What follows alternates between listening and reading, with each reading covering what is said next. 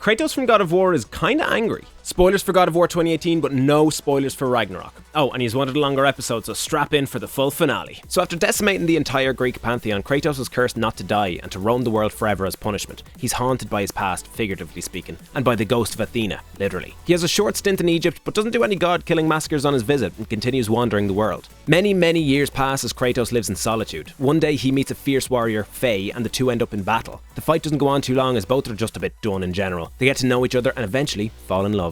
Aww. Things seem on the up for our boy Kratos, and for a while they are. He divulges his past to his new spouse and keeps the Blades of Chaos hidden underneath his house. He couldn't get rid of them when he tried. The two have a son they name Atreus, and for a few years they live as a happy-ish family. Aww. Then Faye dies. Father and son are a bit estranged at the time of her death, as Kratos spends much of his time out hunting, or so Atreus thinks. He's actually off learning to manage his anger by seeking out enemies, but only defending himself and not going for the kill. Takes him a little while, old habits and all that. He's careful not to reveal his past to his son, which distances the two further. Atreus, not knowing that he is a god, suffers from frequent illness, caused by the repression of what he truly is. The two embark on a quest to scatter Faye's ashes from the highest peak of the 9 realms. Before they embark on their quest, a mysterious stranger arrives at their house, antagonizing Kratos and starting a fight. The Spartan eventually manages to beat the unfeeling, invincible stranger who turns out to be Balder, Norse god of light. Kratos and Atreus then begin on their journey. They meet many allies along the way. The Dwarven brothers Brock and Sindri, known for creating Thor's hammer, Mjolnir, and also Kratos' Leviathan axe. Freya, that they later discover is the wife of the Allfather Odin, and the mother of Balder.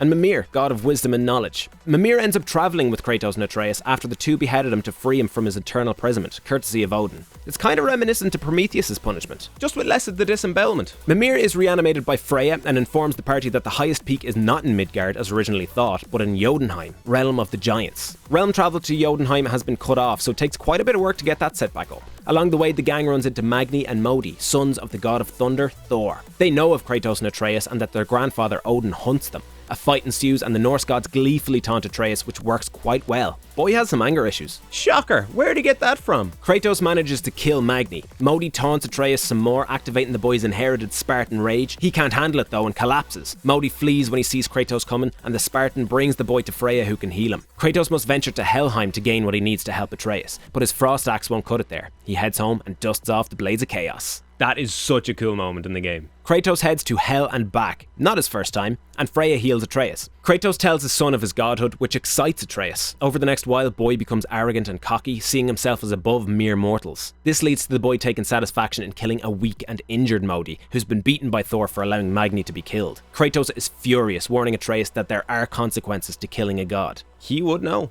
After figuring out a way to get to Jotunheim, the pair run into Balder and Freya, the two meeting for the first time in ages. Balder harbours a lot of resentment for his mother. She sought to stop any harm from ever coming upon her son, but the spell she cast meant that he couldn't feel anything at all. Pain, warmth, food, women. Balder goes to kill his mother, but Kratos steps in and a huge battle kicks off. At one point, Balder punches Atreus, breaking a mistletoe arrow that the boy had used as a makeshift clasp for his quiver. The mistletoe cut Balder, and the god marvels at the pain he feels, realising that the invulnerability spell has been broken. The fight continues, with Jormungandr the World Serpent even joining in to fight off a reanimated giant, until Atreus has to stop Kratos from killing Balder needlessly, having learned from his past mistake. Freya finally surrenders herself to her son, allowing her own death if it brings him peace. But Kratos steps in, saying that they must be better and break the cycle of patricide and matricide rampant among the gods. He snaps Balder's neck. Freya is distraught, threatening to use all of her powers to curse him. Atreus wonders why she's so mad considering they saved her life, but Kratos knows that the death of a child is something not easily forgiven.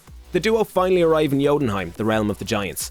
There they see murals all along the walls that accurately prophesied and depicted their journey. They realise that Kratos wasn't the only one keeping his past a secret, and that his wife, Atreus' mother, Faye, was actually the giant Laufey. Balder never sought them, but was tracking Faye, perhaps thinking a giant could overcome the spell put on him. In the last mural, Kratos sees a depiction of the future, where Atreus holds the body of Kratos, prophesying the Spartans' death. Many have tried before, giants. We'll see how it pans out. After finally spreading Faye's ashes, Atreus wonders about his given name. Kratos says that he served with a soldier named Atreus who filled everyone's lives with happiness and smiled even during the worst of times. But the name the giants had for the boy was not Atreus, it was Loki.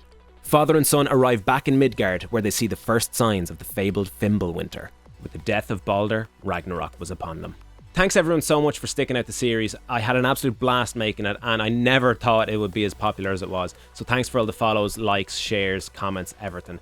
I really, really appreciate it. I will be doing more of these kind of lore videos. I have a Tekken one on the go at the minute that I'll be making more of. I usually try and make them around the same time that a new game in the series is coming out, but if you guys have any suggestions for some more deep dive videos, please let me know in the comments. Sometime in the future, when Ragnarok has had a bit of time to breathe, I'll make a video for it too. A final video. Will Kratos really die? Who knows? So like and follow for those videos, and thanks again for discovering with me why